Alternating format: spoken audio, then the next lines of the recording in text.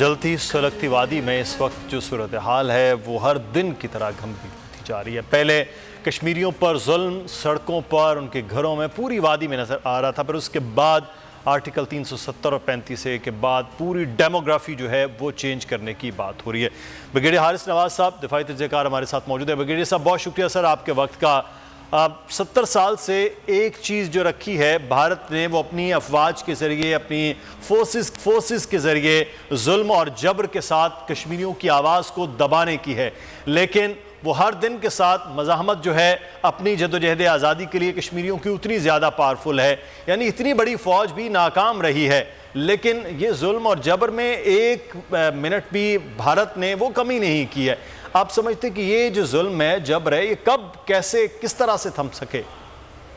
دیکھیں، ایک تو آج پوری جب 5 فروری کو ایک اظہار یکجہتی کے طور پر ہم کشمیر ڈے مناتے ہیں، اور یہ خاص طور پہ ہمارا یہ ہوتا ہے کہ ہم ان کو اظہار یکجہتی کے طور پہ کہ ہم کشمیری عوام کی فائٹنگ اسٹرگل میں ان کے ساتھ کھڑے ہیں، جو ابھی تک انہوں نے قربانیاں دی ہیں اس کو یاد، ان کے جو شہید میں ہم کو یاد کیا جاتا ہے، اور ایک نیا عہد کیا جاتا ہے کہ ہم کشمیر کے لیے جو کچھ پاسبل ہوگا وہ کریں گے۔ اور جس طریقے سے انڈین آرم فورسز اور انڈین حکومت جو ایک بربریت کر رہے ہیں، اس کے بعد ان کو ظلم و تشدد کر رہے ہیں، عورتوں بچوں کو بوڑھوں کو بلائنڈ کر رہے ہیں پیلٹ گن سے، جوان نوجوانوں کو شہید کر رہے ہیں، ان کے کاروبار تباہ کر دیے ہیں، ان پہ غاصبانہ قبضہ کر لیا 1948 کے بعد، ڈسپائٹ کے ایک کشمیر کا ریزولوشن ہے کہ ان کو ایک سیلف ڈٹرمنیشن کا رائٹ دیا جائے۔ اس کے بعد جو ابھی 2019 کے بعد انہوں نے کیا 5 اگست کو، وہ میرے خیال میں تمام حدیں یہ کراس کر گئے ہیں۔ یاد رکھیں، جتنا جس قوم کو سپریس کرتے ہیں، جتنا ظلم کرتے ہیں،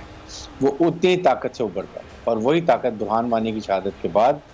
اب ایک بہت بڑی منظم فورس بن چکی ہے جوانوں کی، اور وہ ان کے انڈین فوجیوں کے خلاف کھڑے ہو گئے ہیں۔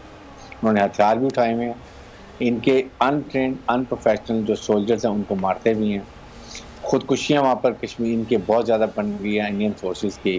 ہر 10 سویلین کے اوپر ایک وہاں کا فوجی جوان ان کے جو ہے انڈین وہ وہاں بیٹھا ہوا۔ اس سے اندازہ لگائیں کہ ان کی لائف کتنی کم ہے۔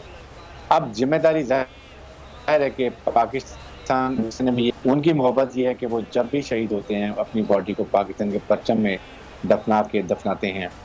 اس لیے ہمارا پاکستان کا فرض ہے کہ ہم کشمیریوں کے لیے کھڑے ہوں، ان کی جدوجہد میں ان کی مدد کریں، دنیا کے تمام فورمز کو یوز کریں۔ ہمارے پرائم منسٹر نے، نیشنل سیکورٹی ایڈوائزر نے، فارن منسٹر نے، ڈی جی آئی نے بڑی باتیں کی ہیں، جنرل باجوہ نے،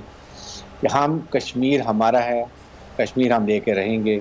اور اس کے لیے جو قربانی بھی ہو پاکستان کے عوام، پاکستان کی حکومت دینے کے لیے تیار ہے۔